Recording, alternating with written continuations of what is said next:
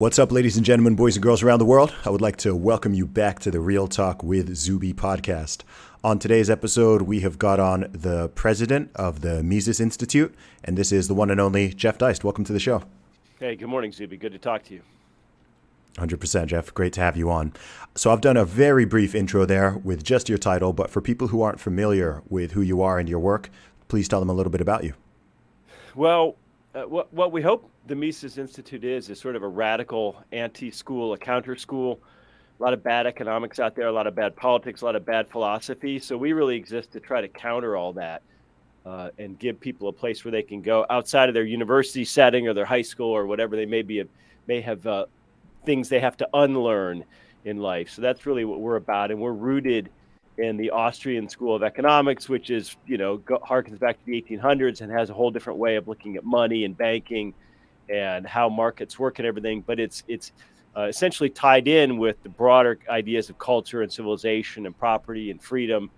And, it's just interesting to me how organizations like ours interact with what's really all these growing independent voices. And so it's fascinating for me to see what's going on out there. I mean, someone like you, someone like a Joe Rogan, we can talk about the intellectual dark web, all these different voices. There's just so many people who are coming up now as individuals rather than institutions. And I think that's a very important trend. And I think, I hope the Mises Institute has been a small part of that. So how did you get involved in the Mises Institute? Well, I went through sort of an obnoxious Ayn Rand period in my early youth, got over that pretty quickly. And just I've always been, a real hardcore anarchist. Never really saw much use for the state. I always thought that just intuitively that all the things that government tells us it can provide, the market can provide better. And, that's a pretty mainline perspective today. You have people like Michael Malice out there. But 25 years ago, that wasn't so typical. That was considered pretty radical. And, the beautiful thing about what's happened in the last, let's say, 5 years, I don't know that if Trump caused it or Trump was a symptom of it. But I mean, you know this better than me. People are rethinking everything top to bottom, institutions, economy, politics, school, relationships, the whole thing. So, in that sense, it's exciting because I think technology is giving us these new platforms, this ability to be independent and reach people without having to go through the gatekeepers and the editors and all of that. So it's actually, we think that I guess I'll say the left, we think that the left is so overbearing today and so woke and and everyone's being canceled and you can't say this and God forbid you misgender someone. But in another sense, we're a hell of a lot freer intellectually than we've probably been in decades. I mean, universities were so moribund. Just these, these tenured professors sitting there talking about how socialism's inevitable. I mean, compared to 30, 40 years ago, really, we live in pretty interesting times. I mean, it's pretty incredible to just be online. Yeah, absolutely. I mean, one thing with being online is, as you said, it allows every single individual to have a voice, which, as we've seen, seems to be both a pro and a con on a surface level. I always say the best thing about social media is everybody has a platform, but the worst thing is that everybody has a platform. But I'm a big fan of the so-called marketplace of ideas and, of course, pretty much a free speech absolutist. And I think that the best ideas do win in the long term, not necessarily in the short term. But in the long term, if you allow people to interact and discuss and debate, then the best stuff tends to rise up. There are a few things you've mentioned which are familiar to me, but I think to a lot of listeners might not be very familiar. So it might be worth kind of going into those a little bit. The first thing was the Austrian School of Economics. So for someone who's not familiar with Austrian economics and how that compares to Keynesian or modern monetary theory, so on. For someone who's not familiar with such a term, can you give a very basic level overview of that? Well, most economics today, I think, is not only not helpful, doesn't do any good. I actually think it's counterproductive. In other words, I think it ill serves society. There's a lot of economists and academics who are just have a job and a sinecure, and they're actually making us worse off with their bullshit. So First and foremost, most economics today has what we call physics envy. In other words, economics is a social science. It's about what human beings get up and do in the morning to try to make themselves better off. It's Mhm. not like physics or chemistry. We shouldn't use the same method of the physical sciences where we come up with some hypothesis or idea and then we go out and test it in the real world to see if it's true. So that's a huge difference between the Austrian school and what we would call neoclassical or mostly Keynesian economists today, is that we say, no, no, no. The way we look at economics ought to be like a social science. The other big difference I would really point out is that most economists today just say, well, and so hence most government policy follows, which is, hey, the way to have a healthy economy and make everybody rich is to stimulate consumption. Give people more money and credit so they want to buy more stuff. Well, okay. The problem is this: we already want more stuff. You don't need to stimulate that. The question is whether we have the money, the productivity to buy it, right? So this Mhm. idea that we need to stimulate consumption, it obviously ignores the elephant in the room, which is that, well, consumption of what? You got to produce first. You got to have Mhm. stuff and make stuff and have a healthy, productive economy to have the money for then you to go out and be a consumer and buy stuff. In other words, your job or your business or your income is your production is what makes you able to be a consumer.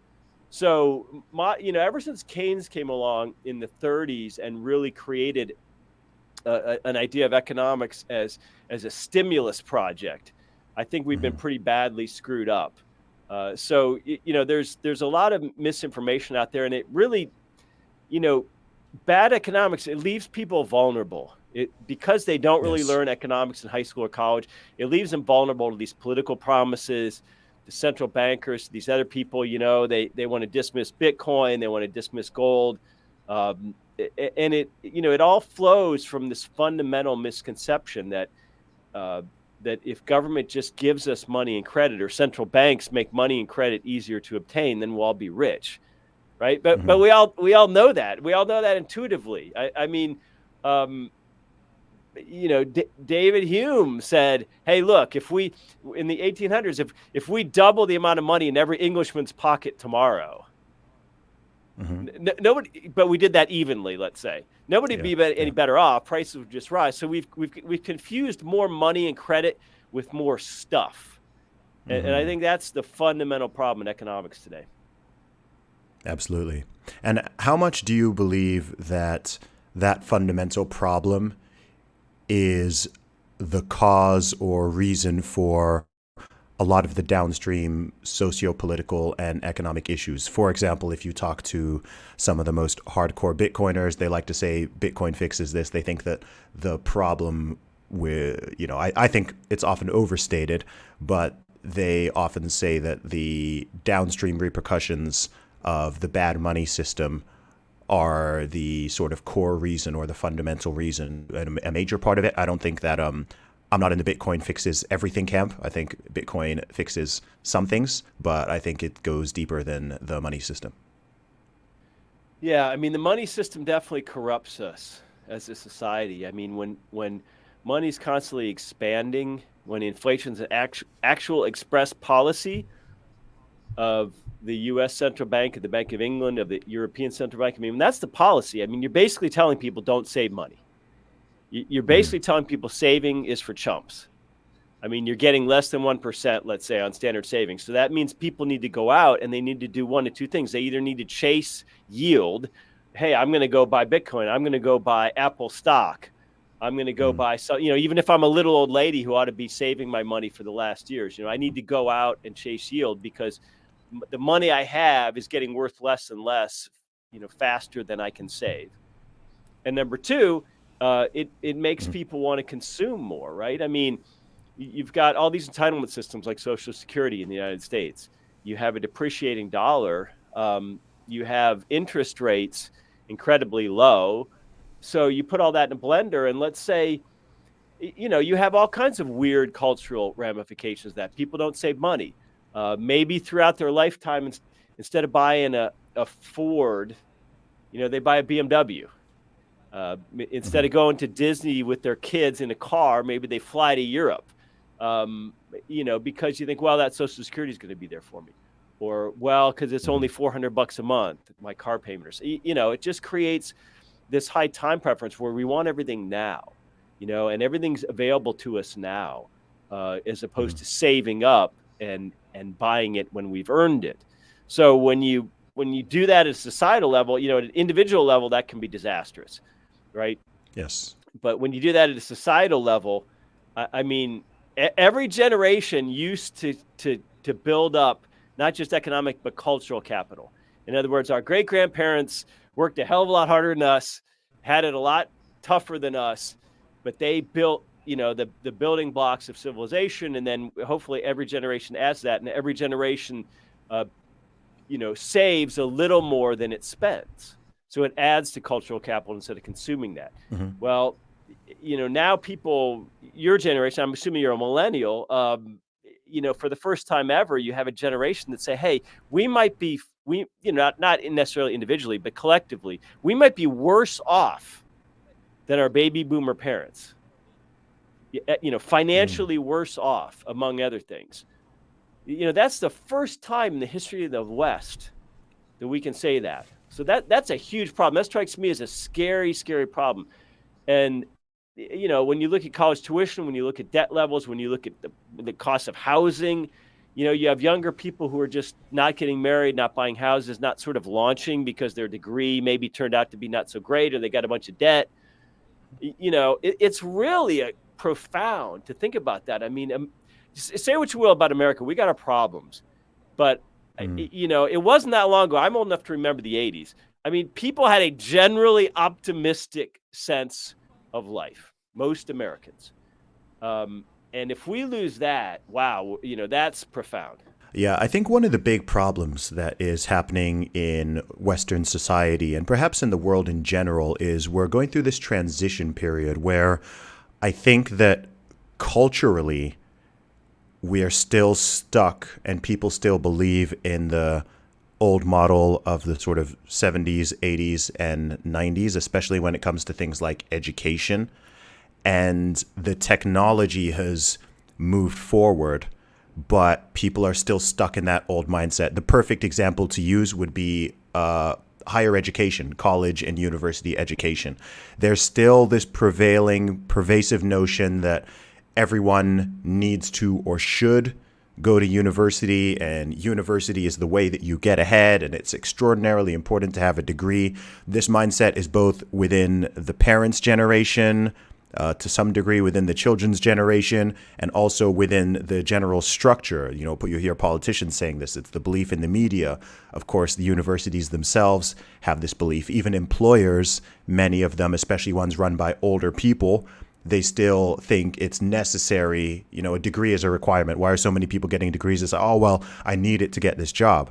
And I'm actually seeing that a lot of organizations and employers that are run by younger people are catching on to the fact that it's more about what can you do, not what piece of paper do you have. So I think that there's this shift. At the same time, universities become more and more expensive, even in the UK. Since I graduated less than 15 years ago, and the tuition costs in the UK, I believe, have tripled.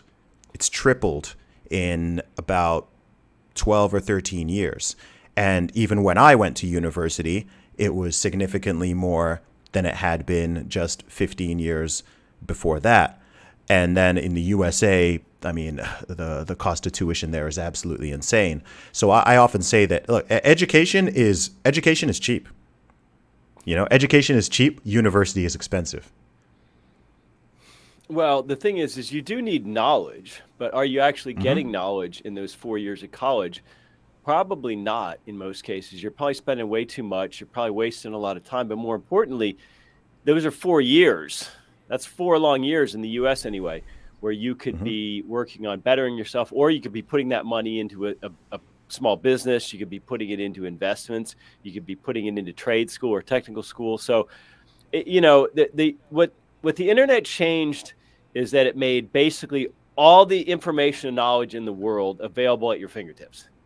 Mm-hmm. So that means all that's required to access it is enough discipline and time to do so. You don't Mm-hmm. need the structure of a university setting. The reason most people still well, a lot of people still want that structure is because they got parents, right? Yes. And their parents are pressuring them. And then their parents are upset if they're getting bad grades or flunking out or taking 7 years to graduate or whatever. So that, that's what it's really about. It's more of a signal, a social signal or a marker of your ability to sort of follow through with what's really pretty rote memorization type regurgitation, not real analytical thinking or creativity or something like that. So, I mean, talk about old people. Warren Buffett, I think I believe he's pushing 90. Maybe I'm wrong, but one of the richest guys in the world. I mean, he describes what like half of his day is just reading. He just reads about companies because he's very, very cautious about how he invests his money. He doesn't want to get burned, and he still sometimes gets burned. So, I mean, if you tell a young person, if you have the discipline, you can go read the English literary canon. You can go read Shakespeare and Beowulf, and you can go read Dostoevsky. You can read whatever you want. You can go read ancient Greek. You can go teach yourself Latin, but more importantly, you can also teach yourself Python coding, or you can teach yourself all kinds of things, very inexpensively while you're working, while you're gaining.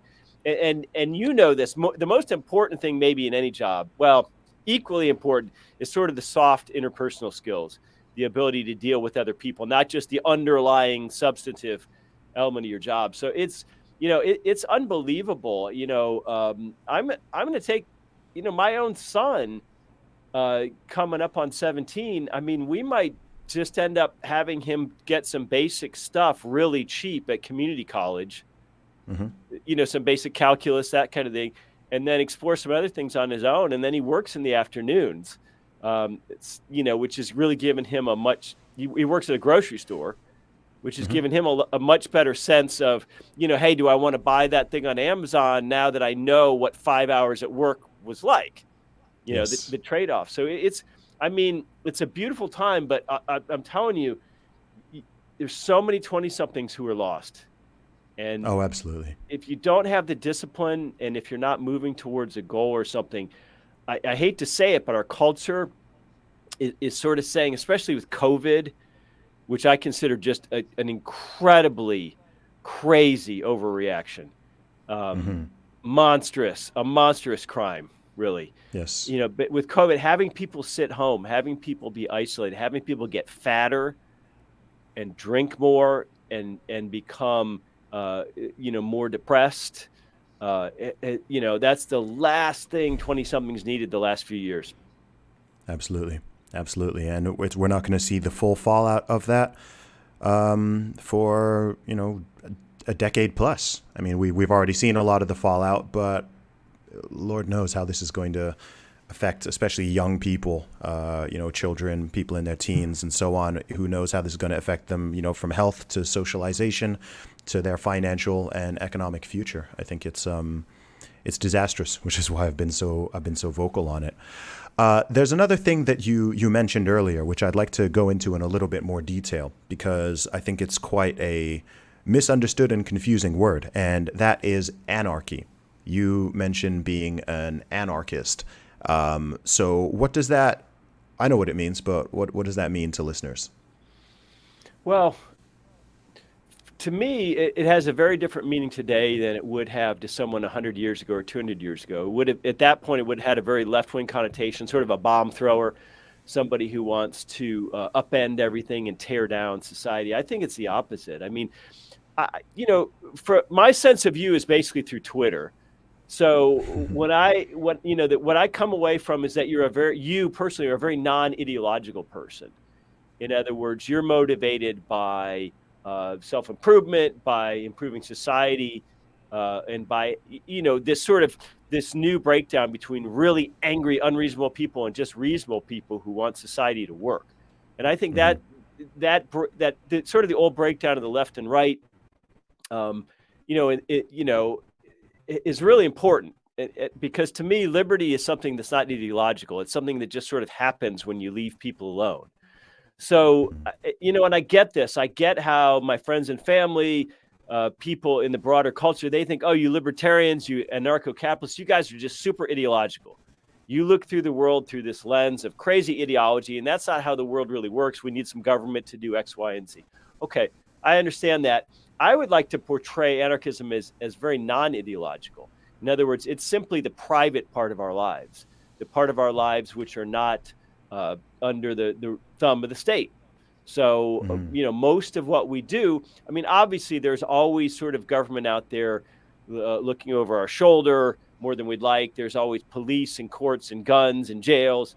There's always regulations and taxes. But, to me, anarchy is what sort of fills in the cracks of life. It's really, maybe a better word for it would be common law. I mean, so much of what we owe, in my opinion, to our material success, our prosperity in the U.S. comes out of Old English common law, which is basically another way of saying custom, that we slowly evolve rules and traditions based on kind of what works and really local circumstances at the time, right? So, 150 years ago, if you steal someone's horse in the middle of the desert, you might be consigning him to death. That's his transport to water.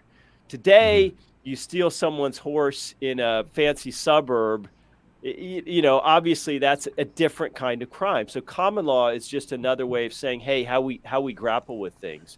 And, the origins of common law were private. This was just private individuals coming together and creating what they hoped was a way to deal with friction in society. It's all the friction in society is interpersonal. It's over interpersonal beefs or over property. Right. That's conflict is why we need law. So I'm all for having law in society. I just wish it were largely, if not entirely, provided privately, which I think is not nearly as crazy as some people might think. What would that look like in reality, especially in a country the size and scale of the USA? If in theory you could I don't know. You just had the power to just create how you think it should work. What would that look like? Well, I'd like to think it would look very localized, and maybe local private communities would. I mean, to be fair, let's be fair. This is theoretical stuff. I mean, sure, they'd probably look a lot like small towns or HOAs or covenant communities do now. They wouldn't be perfect, but I think if you localize things to a greater extent and let people pay for services. I mean, right now we pay taxes and it's so amorphous. This money just goes off to Washington, D.C., and we just have very little sense of where it goes and what it does. And a lot of what it does is bad stuff. So if we sort of flip that, if most of your taxes or your fees or however you want to call it went locally, I think you have all kinds of models. I mean, you have private security throughout the world, first of all. And so at a place like Disneyland, for example, yes, there's a cost to enter. So that does have an effect on, usually you're probably not going to spend the day at Disneyland you're not going to spend $100 to go be a pickpocket at Disneyland. I don't think. Maybe you are. But nonetheless, I mean, wherever you have private security, you have insurance backing it up. And so what private security wants is for nothing bad to happen. And if something bad does happen, like shoplifting or whatever, they want to deal with it very quietly, very calmly, not create a scene and not get themselves into any liability by, beating up the perpetrator or escalating the situation, right? Private security because there's insurance paying for it all, the incentive is always to de-escalate the situation, where I feel like with the sort of the police system we have in the U.S., oftentimes the incentive is to escalate the situation.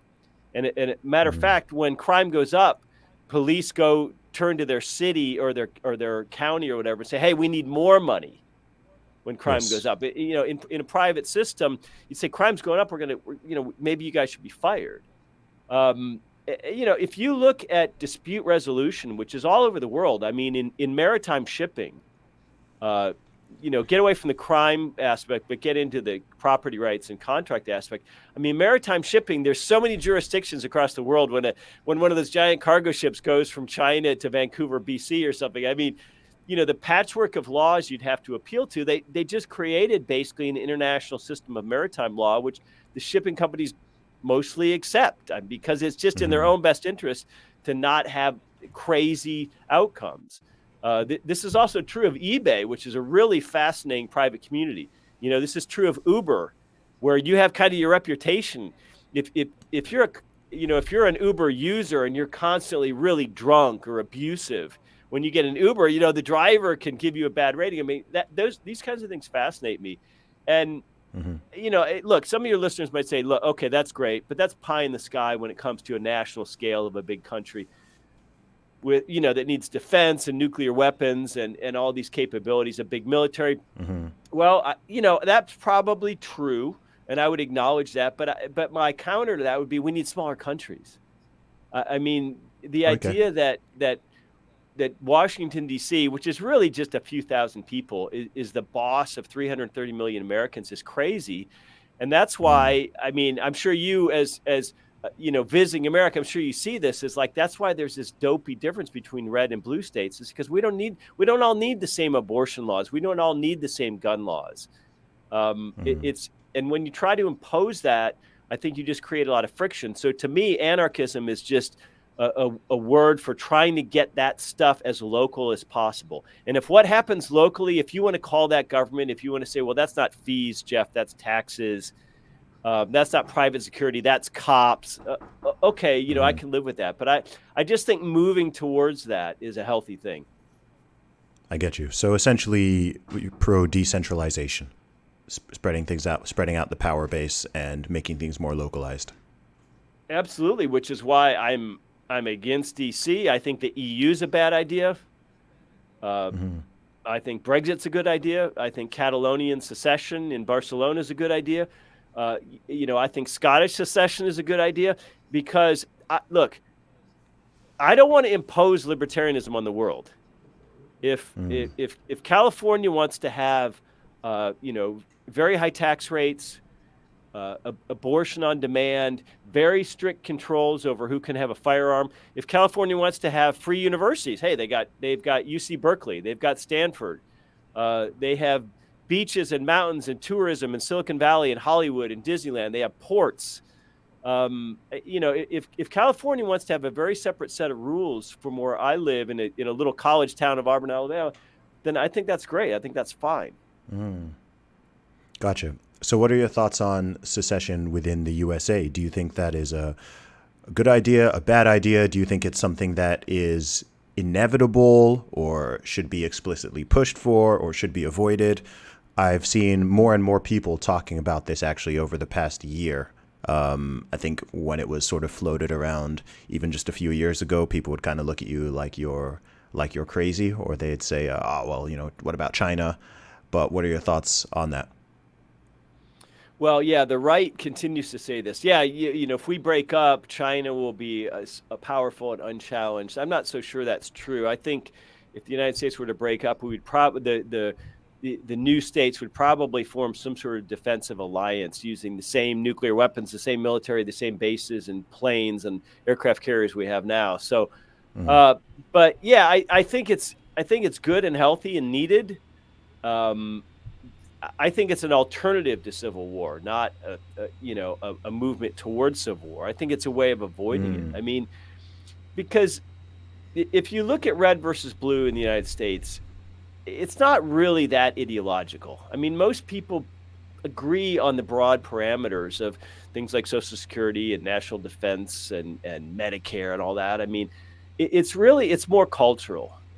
And we've got this situation where, because everything is so politicized, we're at each other's throats over politics. So, I mean, under the current system, if somebody in California views Alabama as this racist, retrograde, redneck state, that unfortunately they kind of do have to care about who we elect as a U.S. senator, because that U.S. senator is going to go up to Washington, D.C. and vote on stuff which affects California. So it just strikes me that if we had far less control at the federal level and far more control at the state and local level, we'd have a lot more harmony in this country. And so secession doesn't have to necessarily mean the actual literal breakup of the United States from one entity into multiple wholly separate entities, like let's say the former Yugoslavia, which turned into 6 or 7 countries and governments. It doesn't necessarily have to look like that. It could. There's all kinds of varieties of soft secession,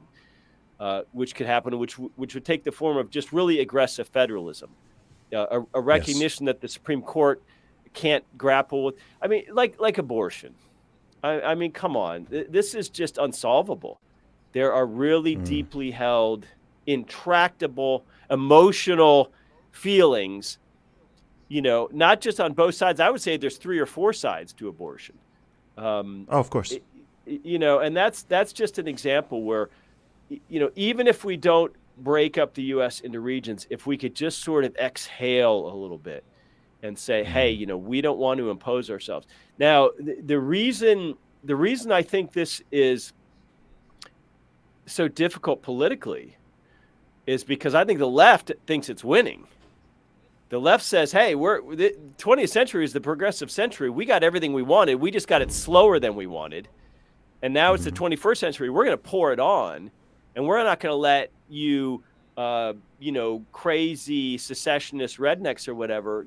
We're not going to give up 1 square mile of the U.S. to you right-wingers. I think that's, I don't agree with any of that characterization, but I do think that's the mentality which makes secession so difficult, because there's this sort of white savior complex where you'd say, well, if we let these terrible red states go their own way, they just immediately outlaw abortion, and they'd all have, they'd all have AR-15s at elementary school. And the black people who are still left in those states would be horribly oppressed because they'd immediately have voter ID laws and all this. I mean, I think that's the caricature mentality. So same people supporting vaccine passports, but never mind that. Yeah.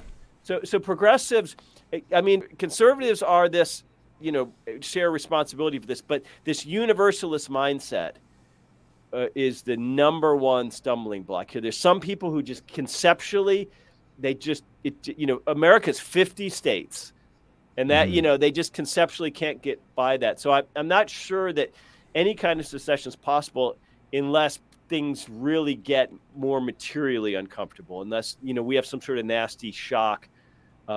Because as it stands, I think it's just too much of a hurdle psychologically for some people. Yeah.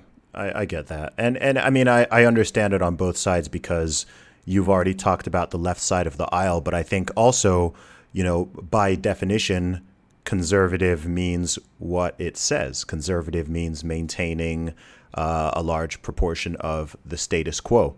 The USA has been working and operating in a certain way for a long period of time. It has a certain structure, certain system, certain way of doing things, and there's a certain level of respect for those institutions and a level of legitimacy, which is really very much like in our brains. People like to talk about social constructs, but it truly is a social construct in that sense. And so I think that a lot of conservatives feel that, okay, regardless of how we may feel about this certain thing, it has to go through this certain structure and system and legitimacy, even if that structure, even though maybe it's been a certain way their entire lifetimes, if you look over the course of the history of the USA, actually, it started out a lot closer to what you are advocating for. So I think it's an interesting way.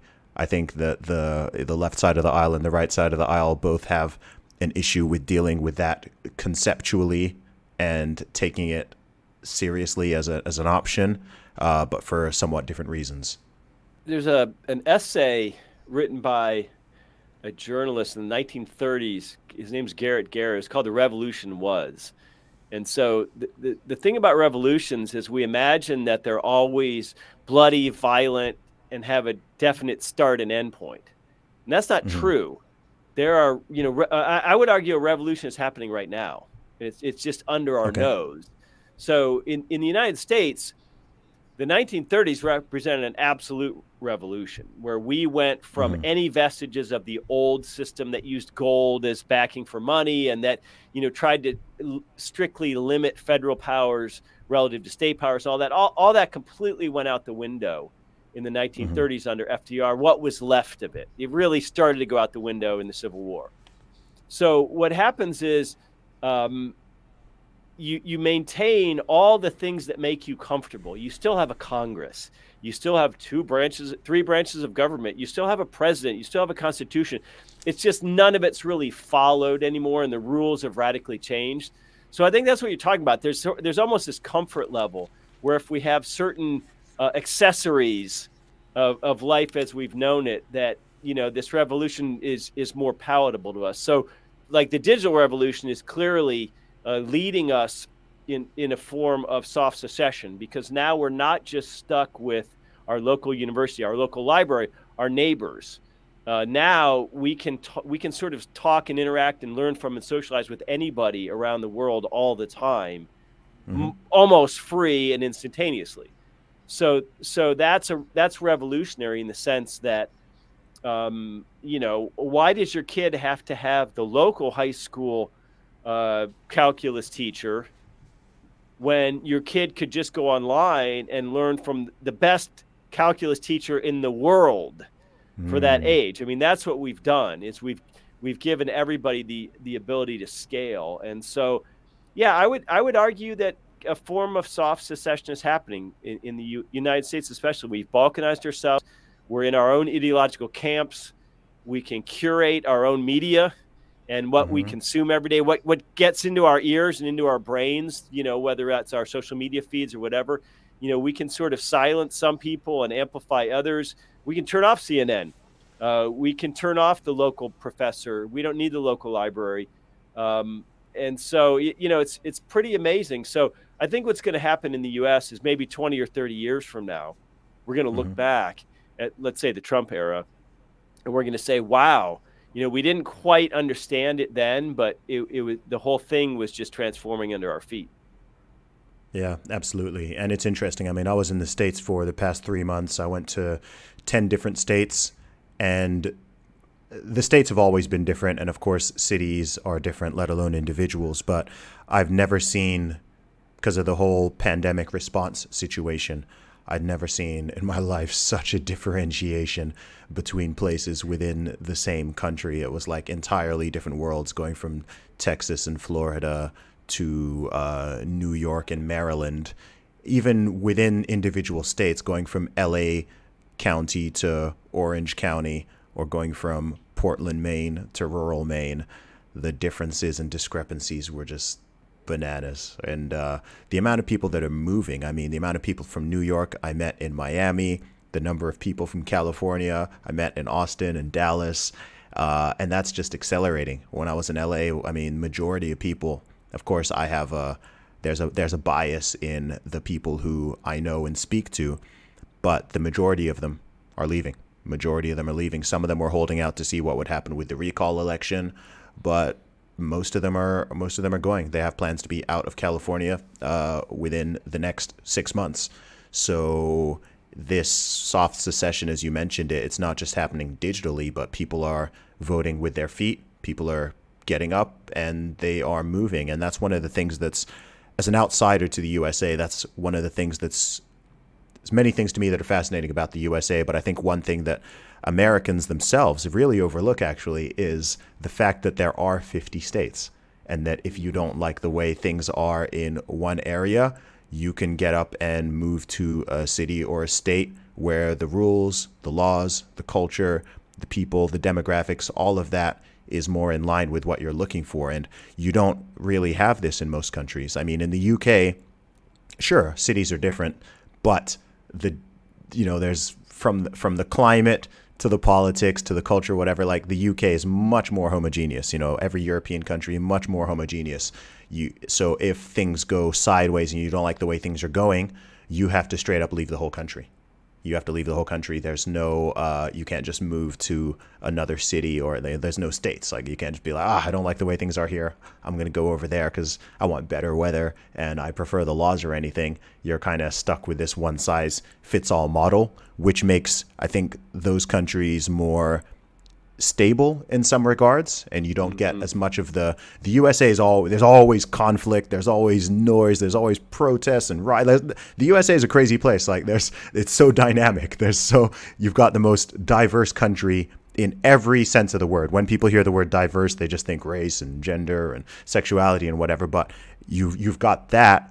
You have the most ethnically diverse country in the world, the most racially diverse, perhaps the most religiously, one of the most religiously diverse, the most politically diverse. Like, people who are right wing in America are more right-wing than they are in the UK, and people who are left-wing in America are often more left-wing than they are in the UK. So you've just got this huge spectrum, and then you only have two political parties, well, two proper political parties, like on that could actually win as it currently stands. Whereas in smaller countries, I mean, in the UK, you have at least 3, maybe 4 or 5 like legitimate political parties. Sure, you have 2 big ones, and then in other countries, you've got 5, 6, 7, 8 political parties who are all getting a piece of the pie. Whereas in the U.S., you've got 330 million people, all that diversity, and then you got 2 options, which is bananas. And I think a lot of Americans think maybe that's like normal because that's what they know.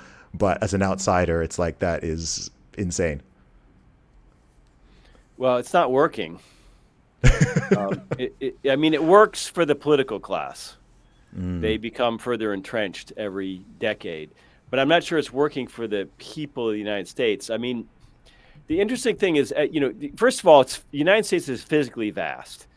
Yes. And it's also physically pretty empty. You could create new suburbs, new areas of housing. I mean, we're pretty empty country. So that's one big difference with Europe. The other difference is that as different as things are culturally around the country, and urban versus rural, mountain west versus desert versus farmland versus Midwest versus urban coast, I mean, those are profound differences. But for the most part, yes, there are dialects, but there's one language. Yes. So, in Europe, if you have an EU passport, that's great because you can live and work legally anywhere in Europe. But the language barrier, but also the cultural barriers. I mean, even between Germany and Austria, which are both German speaking ostensibly, I mean, there's a little bit of the Austrians have a little bit of an inferiority complex, and sometimes German candidates for jobs are treated a little better in Austria. They're considered a little step above. I mean, this stuff, an Austrian's still an Austrian, a German's still a German. But in the U.S., are we now starting to think that Florida man is actually is different from a New Yorker or a Californian as a Frenchman is from a Spaniard or something? And so, even a lot of libertarians, the fly in the ointment in all of this is this universalist mindset. There's one way to organize society. It's basically got to be social democracy, Western style social democracy for the whole world. With all kinds of particular rights for minorities, a pretty strong social safety net of entitlements, some respect for capitalism and markets, but heavily regulated for environmental justice and social justice and all this, and that's the model, and that's it. And that, any place in the U.S. that doesn't abide by that, or any country around the world, we have to come along and sort of beat them over the head with a stick. And a lot of libertarians are guilty of this as well, this universalist mindset that, if we want free markets here, there's got to be free markets in China and India and Sri Lanka. It's like, well, I disagree with that. I'm not a universalist at all. I think the reason we trade with each other and the reason we have specialization is because of our differences, right? It makes more sense for a lot of people to pay somebody $40-$50 to mow their lawn than to do it themselves, right? I mean, there's nothing wrong with that, and that exists between countries as well. So, universalism was, to me, the unspoken disease of the 20th century, and now it's spread in the 21st. And so, left, right, libertarian, otherwise, the thread that they all hold to is that, we've got one solution, one way to organize everywhere. And that's never going to work. That's never going to create peace, because, my conception of property rights might come out of this, Murray Rothbard and this intense absolutism that would be very, very strange if I explained that to, let's say, somebody in China. They would have a very different conception of even what property is. So this idea that we need sameness, it just drives me crazy. Yeah. I think you made a fantastic point there when you said that universalism has really been the disease of the past century and perhaps past centuries, because that's always what it's been. It's very much our will must be imposed on everybody. You've seen this with monarchies. You've seen this with imperialism. You've seen this with colonization. You've seen this with communism, with Nazism, with all of these different forms of things going on. Right now, this moment we live in, our whole problem, our whole beef with the COVID policies has been the universalism. And I haven't actually used that word specifically, but it's a great way to put it, right? This notion that it's all one size fits all. Everybody must do the same thing, down to taking the same actions, taking the same medicines, even if we have to force you or coerce you to do it. Everyone has to do, everyone has the same, we're acting like everyone has the same risk and is in the same demographic, has the same risk tolerance. Everyone's just the same. Everyone's body's identical. And we know this to be nonsense. And it's kind of strange how that is happening, where people with one side out of their mouths, they're talking about diversity and inclusion and tolerance and kindness and even my body, my choice. And then out of the other side of their mouths, they're acting and supporting policies that are literally the opposite of everything. We have people, I never thought in my life I would see the repopularization of segregation. I did not see that one coming. I did not see that people who call themselves liberals, not just in the USA, in various countries, would be the ones firstly being totally in bed with Big Pharma, but also being people who are outright promoting true discrimination. As you said, last year, people were in the USA, I saw, they had that Georgia voting law or whatever, and you had all these Democrats. This is Jim Crow 2.0. This is the return of segregation, whatever. And now, less than a year later, these same people are imposing policies that are literally segregationist, literally. And also that we know that Black Americans are the least likely demographic to take these shots for the Rona. And in many cases, the majority have not in certain areas.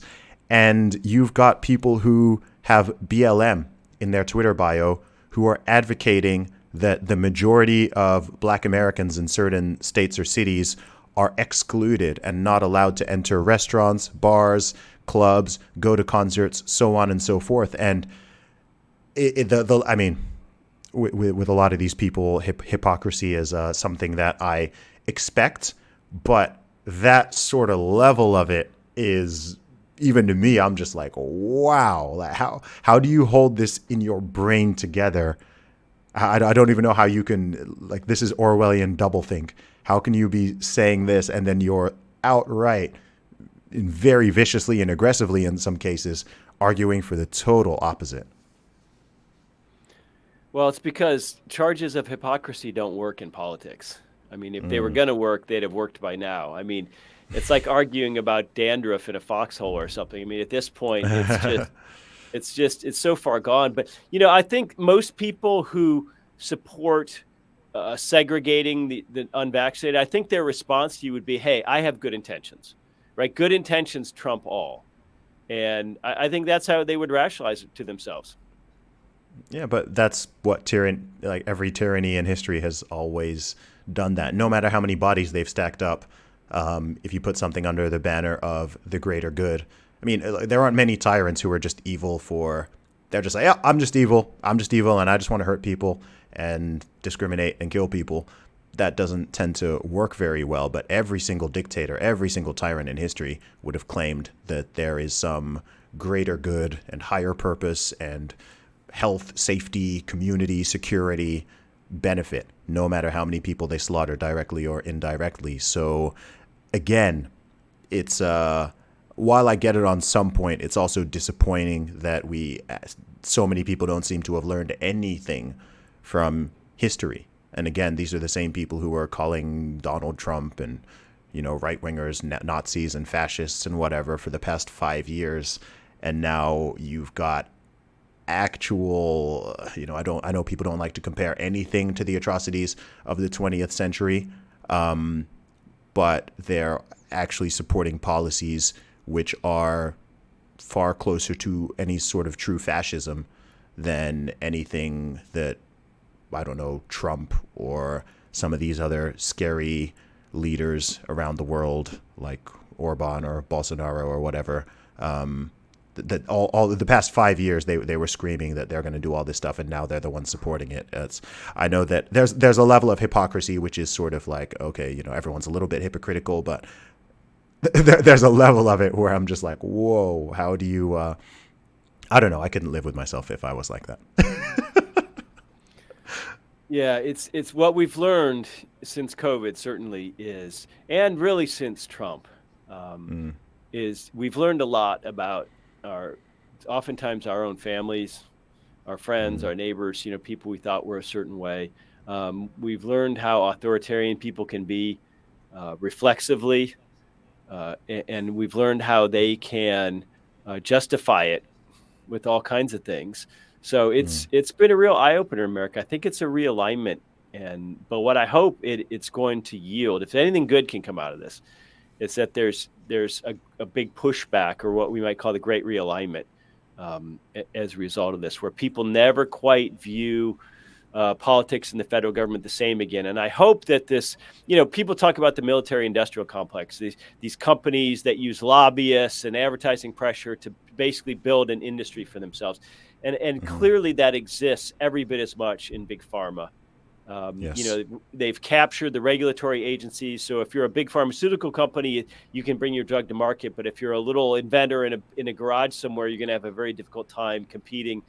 I think what we need to do is hopefully get people to not trust these institutions any longer, to say, Fauci's moved the goalposts so many times in the last year or year and a half. The NIH has changed its tune. The CDC keeps changing. The so-called experts keep changing. The talking heads on CNN. Now we're up to 4 shots or whatever. Now you need the 4th. What we can hope comes out of this is a loss of trust in institutions, which deserve it, by the way, which deserve to be ridiculed and mocked, which they hate. And then hopefully we turn around and we start to think about, hey, how can we build or rebuild our own institutions? That's what I hope.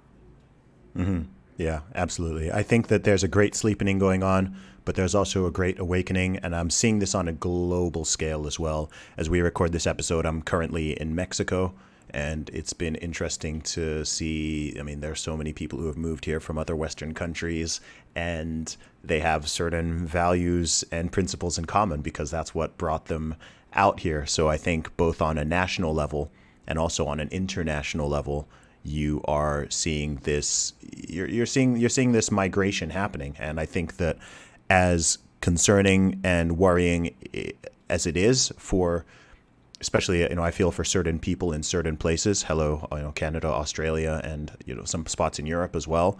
I think that in the long term, there's a lot of good that's going to come out of this. And I think perhaps it's simply accelerated some things that would have been inevitable anyway. Yeah, let's get on with it. That's my perspective. If something's going to happen, I want it to happen in my lifetime so that, hopefully my kids will have a better political outcome. Absolutely. So, Jeff, where can people find you online? Zuby, best place is probably via Twitter. I'm at Jeff Deist, all one word, JEFFDEIST. If you're interested in economics, check out Mises.org, MISES.org. You can spend the rest of your life there reading books for free. Awesome, man. Jeff, thank you so much for coming on the show. It's been a pleasure to talk to you. Thank you. I appreciate it.